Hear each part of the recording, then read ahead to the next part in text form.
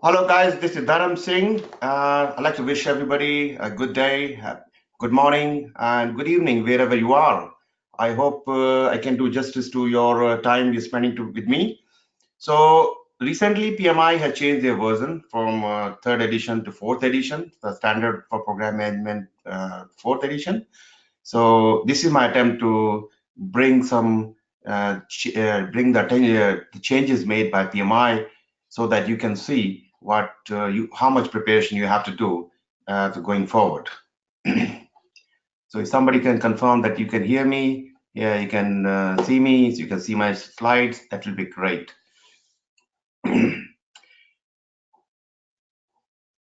Okay, I'm assuming you can see me. Okay, great. Thank you. Thank you very much. Perfect. So my name is Dharam. Dharam Singh, and I've been training PgMP aspirants since 2009, since when I started preparing myself. And so far, I have contributed to the success of 177 PgMPs. I know its number is not great, but I think I'm getting there with the help of many people surrounding me, especially in the Telegram group, and I can see many people already in our call. So I'd like to thank all of you. So without your contribution, it was not easy to reach to this milestone. And I'm pleased to announce that I got 45, rather 46 PgMP in this year already, and 13 in this month. So this tells something about my program and this how I'm working with people and how much people are getting benefit from me. So I hope I can continue this journey for many years to come. So the purpose of this program is to bring attention to the changes PMI have done to this new version, the Standard for Program Management number 4th edition. Okay, so please feel free to continue to write your questions. I will check them at a later stage, about maybe halfway through or maybe later stage when we are finishing. So I will talk a little bit about what has not changed, and I will spend a lot of time in what changed. So what has not changed, and examination content outline for PGMP has not changed since 2011. Is it good or bad? I don't know, but it's actually creating a little confusion here because since 2011, they have released 2 books, the 3rd edition, 4th edition. So there is some discrepancy in the terminology. And I will actually point out few of them here so that when you're going through your journey of PGMP, you can see when you're reading as ECO, what you have to be careful about. Okay, one of the major change I can see, ECO is still calling the benefit realization plan. Okay, and SPM4 is talking about benefit management plan. So when you're sitting in the exam, you have to be careful not to pick answer as benefit realization plan. So this is a little bit different than what I used to say before 4th edition, because I was saying focus on benefit relation plan. Now I'm saying avoid picking benefit relation plan. Okay, so that's the one big change, and because of that, number of tasks should change, and I have updated in my Pathfinder and also in my my complete reference guide. Okay, and especially when you're sitting in the exam and you see questions where you have conflicting information between ECO and SPM4, my suggestion is pick the answer from SPM4. Okay, because that's the latest, and that's latest information there. Yeah, so I'm hoping to see PMI. I wish PMI can do some work and change ECO in next 6 months or 1 year so that we can avoid any such confusion. Other thing is application format has not changed, still same, so don't worry about anything. Handbook has not changed since 30th of October 2017, so it's still relatively up to date. So standard has changed, and one thing you will notice that the look and feel has changed. Still have a dominance of green color, but to me it looks more yeah, it's much better. Anyway, every time you see something new, it looks new and good. So this is how it's going to look like the 4th edition, and you can download as a member of PMI. You can download any of the standard or user guide from pmi.org. So if you're not taken membership of PMI, do that. One, it will give you help in downloading any of these documents, any standard, PMBOK, any of these things. That will be a good thing. And you can actually get discount on some of these books when you're buying from PMI. Second advantage or third advantage, I can say, as a member of PMI, you will pay $200 less than non-member for PgMP application. Okay, and the third advantage, of course, you get to, if you do take membership of PMI local chapter, you get to meet and greet people with your local chapter for networking. Very good. Okay, by the way, I'm not here to promote PMI. This is about the standard for program management, 4th edition. I mean, to be fair, it's not a big change. If you compare from 2nd edition to 3rd edition, or 1st edition, 2nd edition, it was very big change. But here in PMI from 3rd edition, 4th edition, it has not changed drastically. The fundamentals are still same. They still have 5 domains. They still have 3 phases. Yes, some minor changes are done. I should not say minor, because I have to rewrite my book entirely. I spent 6 months to get it right so that I don't repeat anything which is not mentioned in SPM4. So they have shifted to the principle-based approach. Okay, previously they were more focused on process-based approach, now principle-based approach, and they have some rules and some principle which you have to follow as the program manager. And they have done a good job actually. They increase consistency throughout the 8 sections. Let me get a little bit more specific now. What they have done, and I think some people will be very happy to know, they have removed few documents. One of them is program mandate, and the second one is program plan. And I remember when we were talking about SPM during SPM3, we had a lot of confusion about program mandate and program plan. Now these both of them are gone. More emphasis on the program charter. So I still have to see the advantage of having program charter as one document, because they do talk about when you're starting a program and the definition is starting, you're given a program charter and you continue to work on program charter until you are completing the program formulation. So what they have done, they have whatever they were having information in program mandate and program plan, they have put all this information in program charter. So that means program charter is now more and more important, and more work will be required to do a program charter. So second change I can tell you here is naming. They have changed from benefit relation plan. Now they're calling benefit management plan. And so it's not only benefit realization, it's more than realization. It's on, of course, realizing one thing, but keeping your stakeholder informed, and the transition and sustainment. So it's like a full cycle where we benefit identified, and you have a management plan, and you keep your stakeholder informed, then transition it, and stakeholder sustainment.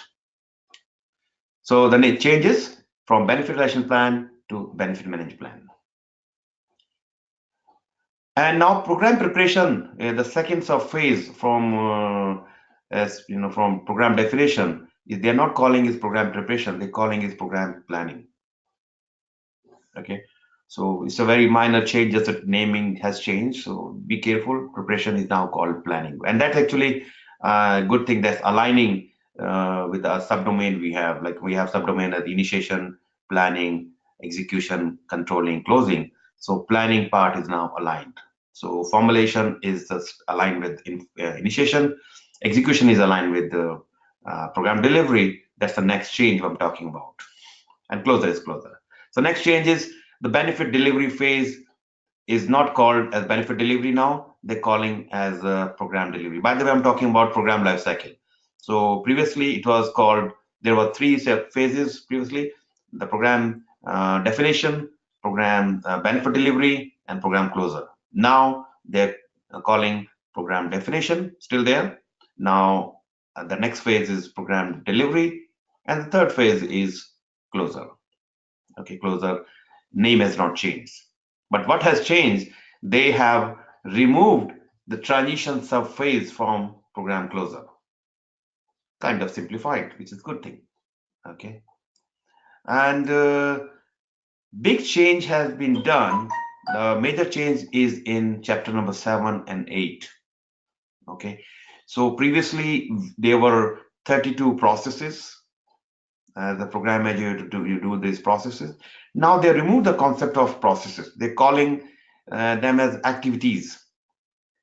While the naming is very much similar, some of the names are still same, but they're not calling them as processes, they're calling them activities. And other changes, instead of calling sub-program, they are calling subsidiary program. I don't know what's the advantage, but yeah, just be careful. Sub-program is not going to be called as sub-program. Now it's going to be called as subsidiary program. Okay. So somebody can tell if everything going well, okay, and you can still hear me. All right. So you're familiar, the people coming from SPM3, you're familiar with the particular look and feel of the 3 phases of the life cycle, program life cycle. So this coloring is not coming from PMI. I thought instead of having boring gray slides, I just put some colors. So it's not the best color, and just trying to give some differences. But by the way, there's no color coding, nothing to do with the why this is yellow, red, or orange, or green, or pink. It's just not just because I like the color. It's just to give some feeling. So as you can see, in the definition, the one change is program planning. It's called program preparation. And these are 3 still same subphases: authorization, component authorization, planning, component oversight, and integration, and component transition closer. Then component transition and closer, the transition part is still there. So as you can complete the work in your component, you will start, and that's why you should start transitioning to the operations. Okay. And if you can see the change happen here, the output and outcomes are coming here. So outputs are generally coming from projects, and outcomes are coming from subsidiary program. If you have subsidiary program, that is the outcome. So generally it goes like project gives you output, program gives you outcome, and then the program will ultimately give the benefits, and portfolio will realize the value. If you get that, the learning PgMP will be very easy for you. And this outcome will go to the benefits, and here you consolidate the benefits, and then sustainment will happen. Next phase is program closer. As I told you earlier, they have removed a subphase called, there is no subphase now. They used to have program transition, program closeout. Now there's only phase, that is program closer. And on top, you can see this is all happening within governance, program governance. And program governance has to follow organization governance unless there is some deviation happening. Okay. So let me now get into the specifics, and I'm trying to give you a per chapter wise changes. Again, I cannot go into detail. Some of the very I'm trying to bring as much as I can within this 1 hour. And if you have any question clarification, please put your questions here, and I will try to answer them. And if you can't answer, we can still continue talking on Telegram, and or you can continue to contact me on personal basis.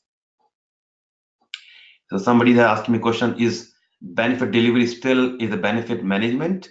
So benefit delivery part of I will talk about the benefit management in a few minutes. And the benefit delivery phase is still benefit delivery. There's no change in the naming of the benefit lifecycle. And some change happened, but not the naming part. I will give you clear indication of that. So what they have done in chapter 1, they expanded to address the key roles. Some of the key roles, the categorization of program, program and program management competencies. So they're putting more emphasis on the this program manager role as competency. In SPM3, they used to these competency was placed in appendix. Okay. Now what they have done, they got this same information from appendix into this chapter number 1. Okay. The role, they're now focusing more into the role. They have done a lot of work in the program management role, sponsor role, and program management office. Okay, so I can see one question here for topics that were renamed. Is the underlying content still same? So underlying content is, I can say, 75 to 80% still same, and they have refined the wordings. They have tried to, smoothen the language. But as I said earlier, I have to pretty much actually revise my full book. I noticed that if I just make a little bit change here and there, I will not able to do the justice on my book. So I have to revise book, and it took me 3 to 6 months just to get it right. So I'm still working on it. Some work is required there. Yes, yeah, underline has changed as well, and I cannot go in the detail here as much you want to see. Uh, Happy to talk about that in later. Okay. Okay. And more on the introduction. Minor changes were made to improve consistency within standard, and because their alignment with the PMBOK and alignment with the portfolio management, and there's alignment with, instead of OPM3, now they're aligning with another document, which I don't have the name at the moment. I should have. In 1.2, the role of programs is in delivering benefit via the outcome and output of component activities is emphasized now. And the 1.3 is talking about importance of ensuring the program component remains strategically aligned with organizational goals, and is now emphasized. Okay. What else has changed in chapter 1? Chapter 1 is addressing the address the difference and interaction between the program management and project management in detail. So you will see more and more pages which is talking about difference between program management and project management. Okay, and they have talked about changes with respect to risk management, changes with respect to strategy alignment, and a few more. So I will suggest that the difference, you should look into that. Okay, content for third edition appendix was now that I will talk about some of the roles and the competency which was mentioned in appendix is now into this in the chapter, and greater emphasis on the role of sponsor and program management office. 1.71 now expanded the description of importance of program management skill. So there is greater emphasis on the skill. There are number of pages, a number of sections they have added. The focus is on communication, stakeholder engagement, change management, and leadership, analysis, and component integration skills. So there are many other skills added there. So I have another question here. Somebody's asking, how about ECO? As I said earlier, ECO has not changed since 2011. So ECO is still same. So if you are joining and if you are in my program anyway, time to time I do tell. And the good news is you don't have to worry about SPM3, SPM4. You're starting with SPM4, so you will be fine. Okay. And when it will change, nobody knows.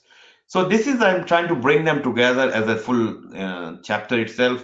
Not much as same, but greater emphasis. If you can look at the 1.7, 1.71, and 8 and 9, this is where they have done a lot of work. Okay. I will not spend too much time here, but I already talked about this. So what has changed in section number 2? They have now, I mean, pretty much domain interaction is there. Life cycle is now moved into, I mean, in last book, the third edition, the program life cycle was mentioned in this chapter, but now that part is now is moved to chapter number 7. So here they are talking about complexity and interdependency. So they have added number of sections which talks about program complexity and interdependency. They're talking about the complexity with respect to governance, stakeholder complexity, interdependency complexity, benefit relation complexity, risk credit. So there are many complexity they have identified. Okay, so again, have a look to the chapter number 2, especially in the last part. They have added this particular section for complexity. Okay.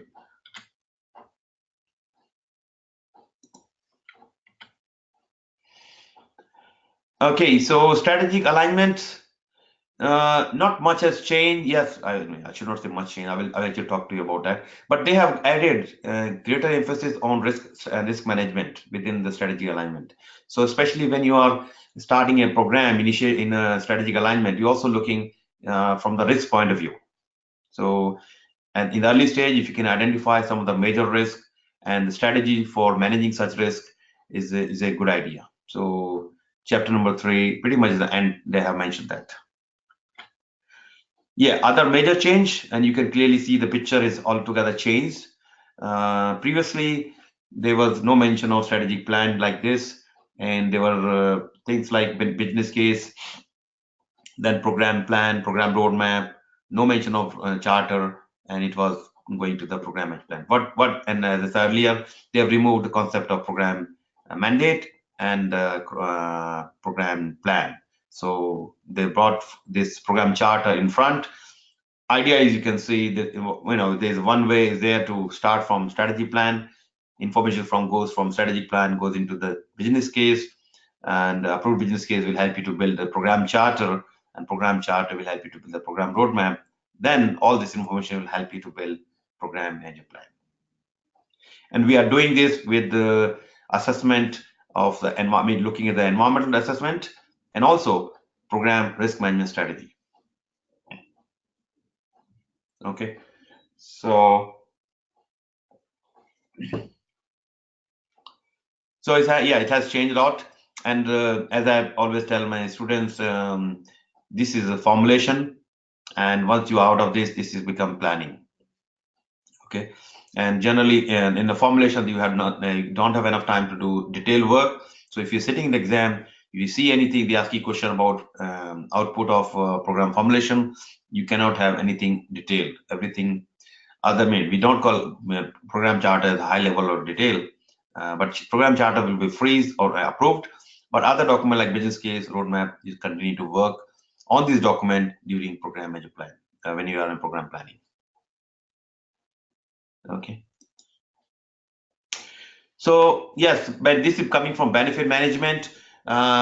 You can notice that pretty much same, other than some boxes, resize of the boxes. The top you can see the box, this program life cycle. Previously, they were very close to each other. That means there was these 5 phases were overlapping more in the planning and delivery. So now you can see again, identification is still same, nothing has changed, but the benefit analysis and planning, you work in the program planning, and once this work is completed, you are in the program delivery. So no change in the naming here, still same 5 phases, and something has changed. Is iteration is only in the benefit delivery. They used to say that iteration or cyclic relation between benefit delivery and benefit analysis and planning. So they are just focusing over overlap is only between the benefit delivery. Anyway, so in case of any change required, you can always bring a change request, and you can change the benefit analysis and planning documents. Yeah, what has changed here? There is so of course you notice that instead of calling benefit realization plan, now they're calling benefit management plan. And the last bullet point also changed here, mapping. They used to say mapping benefits into program plan. Since program plan is gone, they're saying mapping benefit into program management plan. Okay, and now all of them are same. Nothing has changed in this part. Only thing you can see, the transition is started when you are in the benefit program delivery, and continued in the program closer as well. And you also notice that benefit sustainment, you can see bigger part of sustainment also mentioned here. That means they are trying to emphasize here the program is all about benefit realization, okay, and achieving the benefit.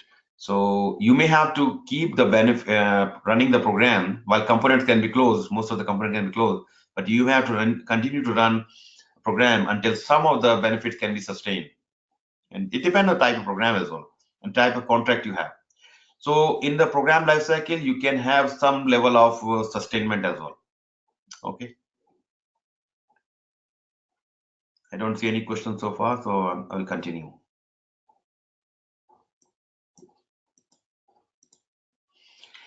Okay, chapter number 5, that's the stakeholder engagement. Now they expanded to address the program stakeholder mapping and program stakeholder communication. So here the emphasis are now coming. Previously there were three phases only: stakeholder identification, stakeholder engagement plan, and stakeholder engagement. Now they have 5.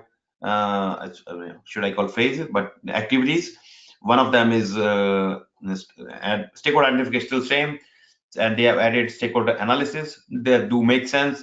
After identification, you capture them into the stakeholder register, and then that will be, those stakeholders should be analyzed. Do some map. You put some in the quadrants with the power and what is that, interest power map grid, so you can see which stakeholder you have to focus more. And the 5th activity they have added as stakeholder communication, and it do make sense. When we talk about stakeholder engagement, you should talk about the communication part as well.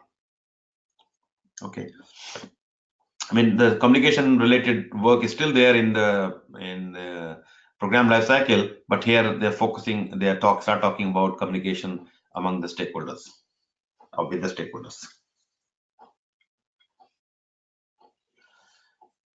Okay, so here in the governance, it has changed, and it has actually, I should say, is a totally new chapter.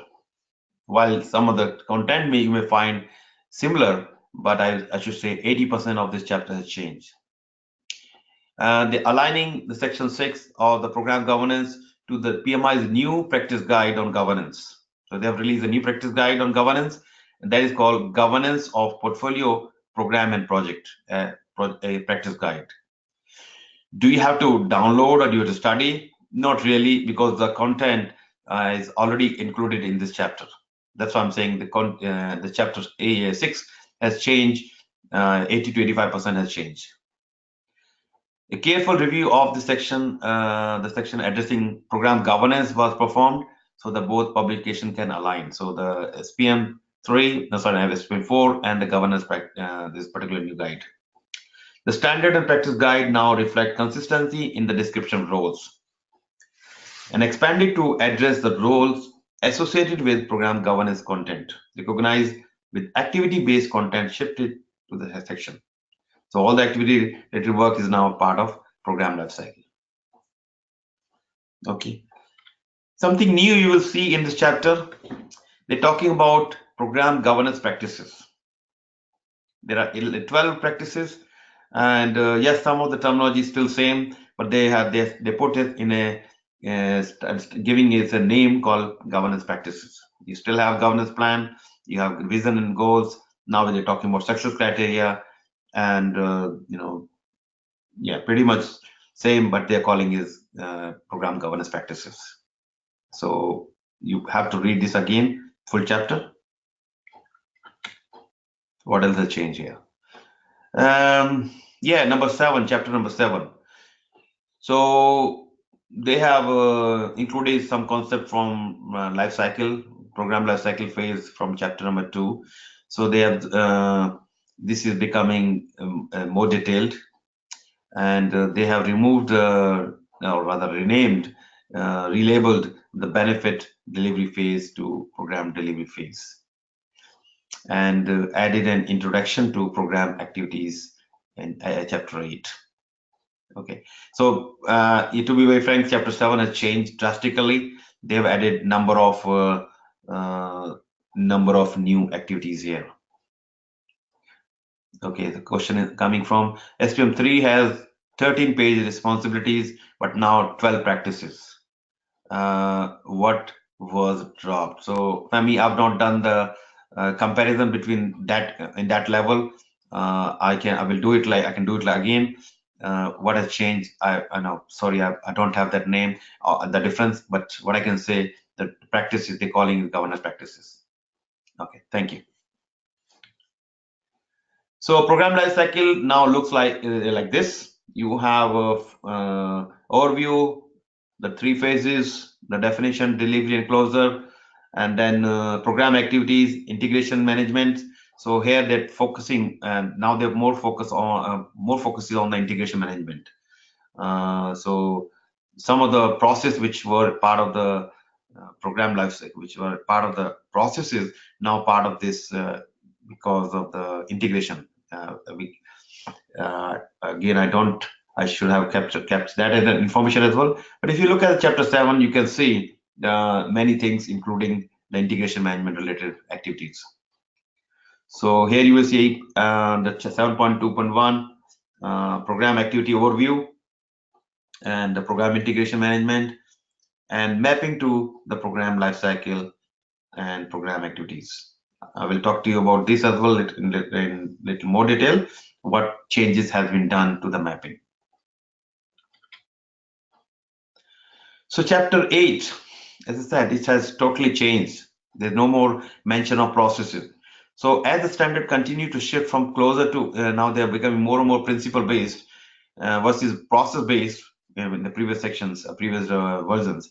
They are more principle based, and now shifted from supporting processes, they're calling supporting program activities. Okay, no more supporting processes. These are supporting activities. A major change to the structure of chapter 8 also occurred to assist the practitioner in mapping section 3 to 7 with the content of chapter 8, and program activities are now aligned to the program lifecycle versus the topic. So these activities are aligned with program lifecycle. So previously they were based on a topic. Okay. So yeah, this is a new look and feel of the table number 7.1, and I try to put some more colors around, and also on the bottom I have tried to put the number of total activities. So here the reference location, or knowledge area, they don't call knowledge area, I don't know what they're calling, but still let's call them knowledge area, still same, all of them. No, actually not same. They have added program communication here. Program communication was there. So yeah, change management is added. So program change management is a new area. It was there as a, they used to call change management, but now this one of the knowledge area or reference location is added here. So anything else has changed? Yes, they have also added information management, program information management, and rest is all same. Program resource management instead of human, I think they were calling resource management earlier as well. Okay. Yes, now we have 42 activities, supporting activities. Remember, no more supporting processes. And you look carefully, like this one, first one, let's talk about it. In initiation, when you look at the initiation chapter and the planning chapter, you start seeing common theme on the naming. So assessment, wherever you see assessment, these are part of change assessment, communications assessment, and there is a cost assessment as well, or maybe cost estimation, and then you have procurement assessment, quality assessment, then risk assessment, schedule assessment, scope. All these are part of initiation. Okay, so you can easily see them. So these are related to initiation. And then comes the planning part. Planning is program change management and program communication and program financial framework establishment and information planning. So actually, when you look at the planning chapter, they're calling them as change management planning, communication planning.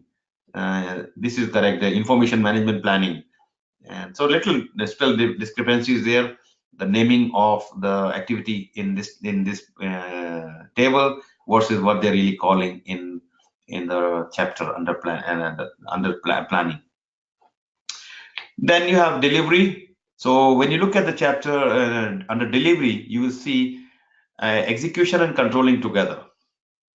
Okay, so you can easily see execution separately, and some of them there's overlap between execution and the controlling, but you can easily see that. What else has changed here? They have, again, part of the information management, they have emphasis on the lesson learned, and program information archiving and transition. So there were five, earlier there were 4 processes, now we have 5 activities. Financial close is still same, procurement close is still same, and risk transition was not there, and resource transition was not there, and information archiving transition. There are 3 new activities added, and I think they have removed 2 of them. So you can find out what the 2 are. You don't have, we have 2 now. So these are the 5 new activities. Okay. I don't see any more questions here. I think all going good. So please feel free to ask me question. Write the question. I can see them. I can answer them. No. Okay. Continue. So yeah, as you can see, earlier it was 32 processes. Now we have 42 activities. To me, it's looking good now. Especially you can easily see the initiation. Initiation is all about assessment.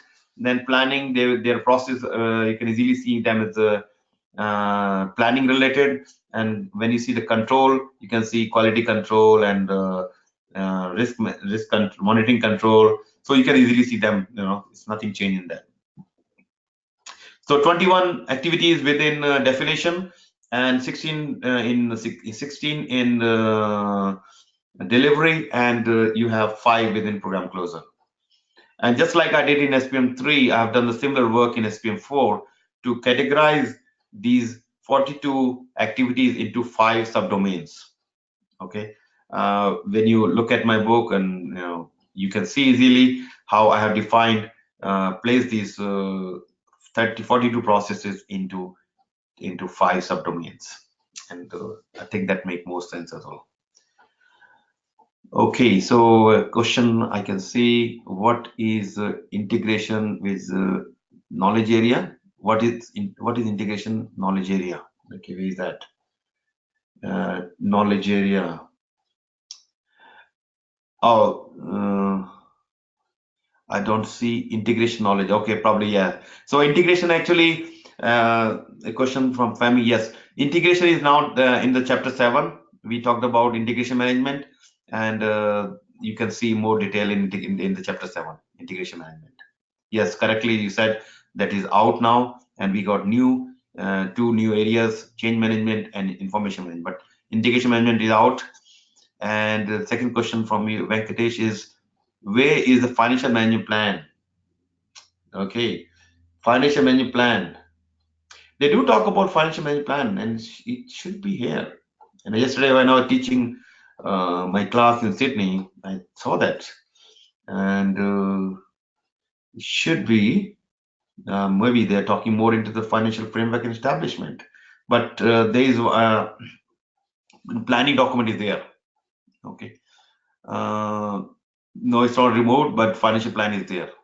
Okay, and okay, another question from Ravi. What would be the sharing the recording PPT? Okay, I will share this recording, and first it will go to the people who are registered, and I will also share the PPT, so you can also see them later.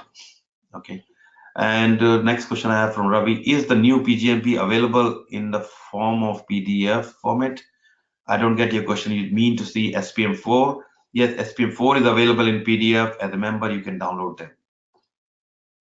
Is that you are asking? I hope so. Yeah.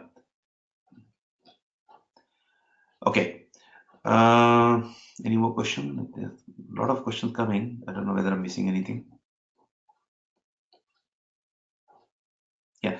Is lesson learned now part of delivery and not closer?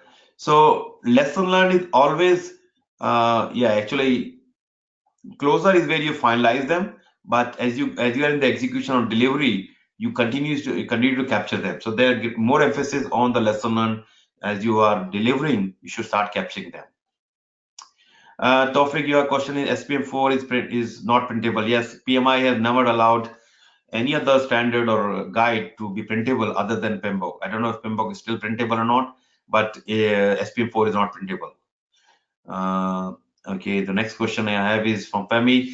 Is the percentage distribution of question in exam? Yeah, as I said, because domains, ECO has not changed. So you may safely imagine that no change in the distribution of questions. Okay, right. So how are we going with the presentation? Okay, so let me see what is left here. Yeah, please continue to write your questions. I will come back to them.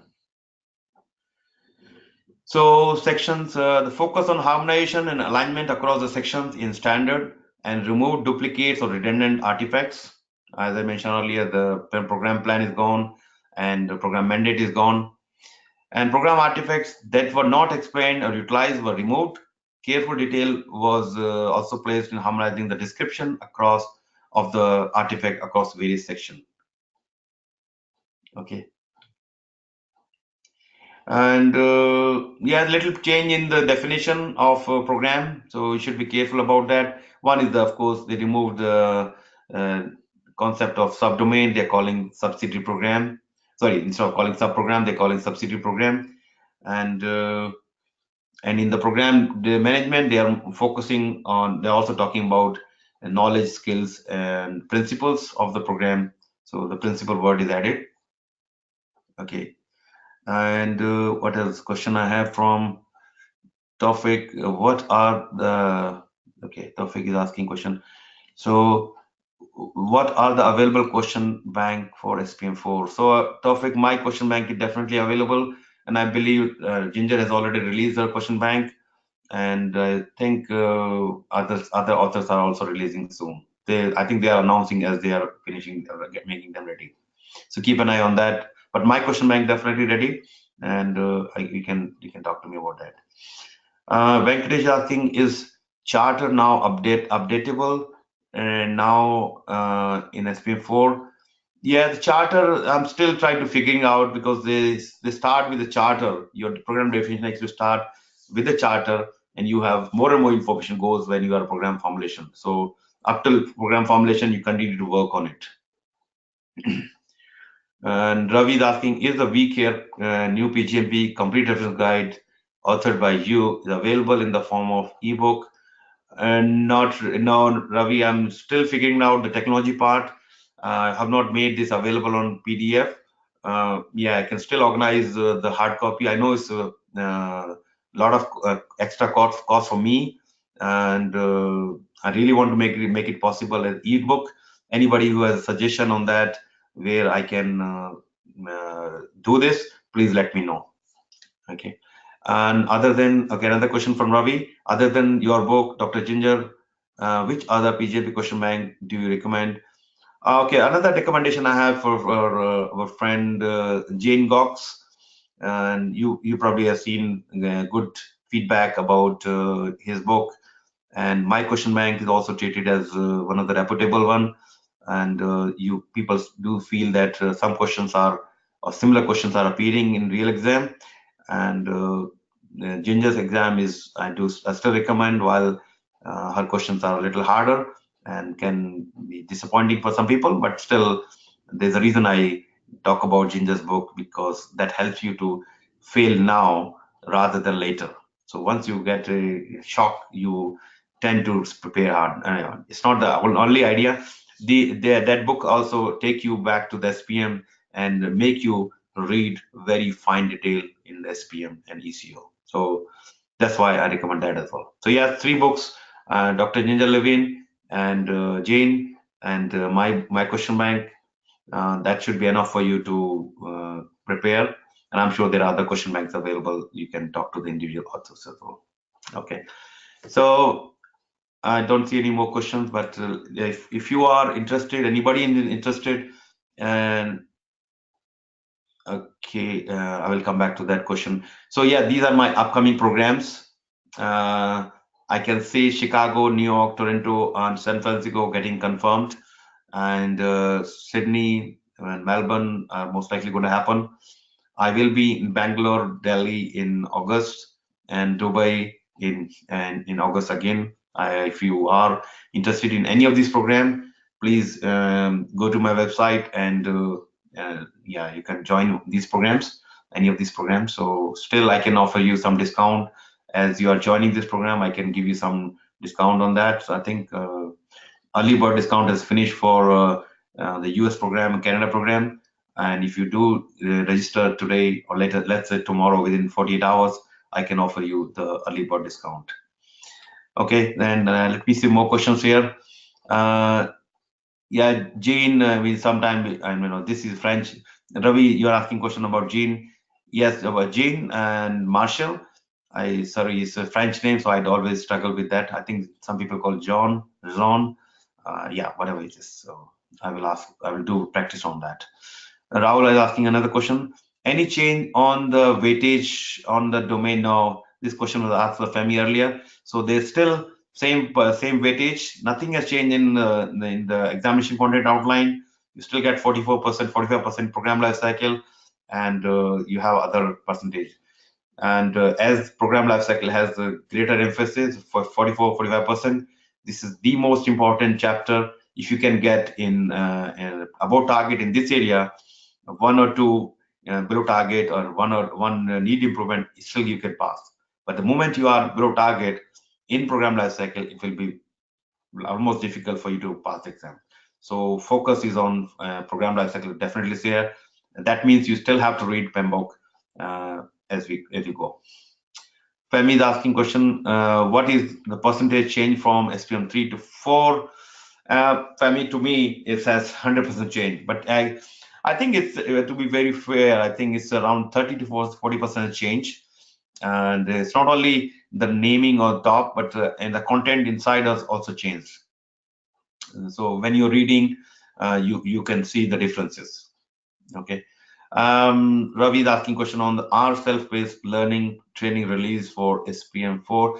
Ravi, I do have a self-learning program that is recorded program, because number of programs. Let me take you to next slide, where I have number of programs available.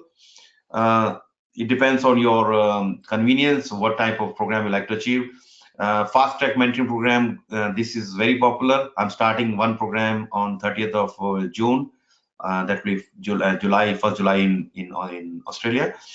That will go for 6 weeks plus one-to-one session. And I've actually introduced one program for people who are transitioning from SPM3 to SPM4. And I'm allowing $100 discount to people who are already my student. So, and the fees is very, compared to the fast track or group program is low. So you can go to my website and you can check the detail about these. There's full detail available on the website, and you can see the costing as well. And you can send me email to discuss more about that. So other program, personal mentoring program, somebody like to have one-to-one session with flexibility of time and day, you can have that. Group mentoring program, I have to announce another program, because at the moment I'm running 2 programs and I'm recording those programs as well, which the recording I'm using for the purpose of some of the recording I'm using for the purpose of e-learning. So you can only, if you really want, you can just buy the recordings only. Okay. You part of the recorded mentoring program, you get everything exactly same as fast track and group program. Only thing you don't get to meet in the class in the group session. But yes, you can always contact me for any questions and clarification. Okay. I think there's another question from Venkatesh.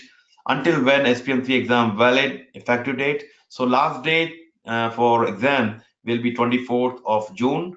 That is Sunday. So most of the places you cannot do on 24 because centers are closed. But Middle East and many places like in the US still have some center available on Sunday. So if you are leaving up to the last date, so you can look for a flight to maybe to the Middle East or maybe look for some center within US or Canada. Okay. So yeah, these are something I wanted to bring forward, and there are few my mentoring program. If you are interested on any of these programs, as I said, this special program for transition from 3rd to 4th is I'm starting on 23rd June. One covering I'm covering both zones with the US time zone and Australia time zone. That will cover Middle East up to Middle East and European countries, and US zone will cover Canada and South America, and a few other countries, and of course Australia and New Zealand covered in both. Faster program I'm starting on 30th June, and there's another program starting on 1st July.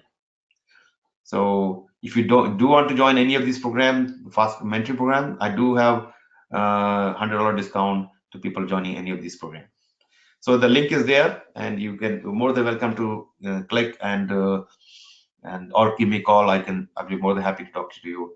If you want to book some time with me, if you think that you have like more questions available, want to ask questions and how to prepare for PgMP, anything you like to ask, 15-minute time you can book. Is no obligation. So you can take a note of this, and you can actually book my directly in my calendar. If you still have any question clarification, this is my detail, and I'm available on LinkedIn anyway, so you can message me through that, and WhatsApp and Telegram. By the way, if you are not on Telegram group, which is very popular, that group is very popular, and I can see many of my friends from Telegram are already here. They are enjoying not only working toward PgMP, now they are supporting other people. So I like to thank and some I can put call names here: Femi, Alka, and I think many other people are there. They are very active, contributing to success of other people. So thank you very much, all of you. And who are not in the Telegram, please send me a message, and I will add you to that group. That group is called PgMP for you. That means this is all about you. PgMP is going to be for you. So your journey starts if you are now, if you are a new person, and if you are transitioning, you can continue your journey. Yes, there's a change happen, but it's not that drastic change that you drop your PgMP altogether. I have already conducted one training yesterday that went well and in Sydney, and I'm hoping to see more and more people coming into my program in coming days, and likely to touch 50 PgMP in this year by tomorrow. My fingers are crossed. I'm hoping to see number of email, phone call today about their success. I think 3 or 4 people going through exam today, and 4-5 people going tomorrow. So I can celebrate my birthday tomorrow. By my birthday tomorrow, I'm hoping to have my 50 PgMP by tomorrow. Anyway, I can see some people are smiling at their birthday wishes coming to me. Please feel free to contact me, and yeah, I'd love to help you via any mean, whether PgMP or not, looking for other certification, or even you want to learn something about yoga. I will more than happy to help you out with that. So thanks, Ravi, for your birthday wishes, and look forward to help you in coming days. And there's another question from Ravi. Is any of your mentoring program offered virtually only on weekend? Yeah, my program, Ravi, are generally on weekend. So if you look at the dates, actually these are weekend. I know you're in US, so that will be Saturday night, or going to be Saturday night, or your Sunday night. So my programs are like this. And yeah, please feel free to. I will provide comments, and I will put this on my YouTube channel, and you can share this on your LinkedIn, or happy to see comments coming on LinkedIn. So if there's no other questions, I'm happy to close this session. So thank you very much for participating in this session, and making this session more lively, and bringing your question. So see you soon, and enjoy your success. Thank you. Bye-bye.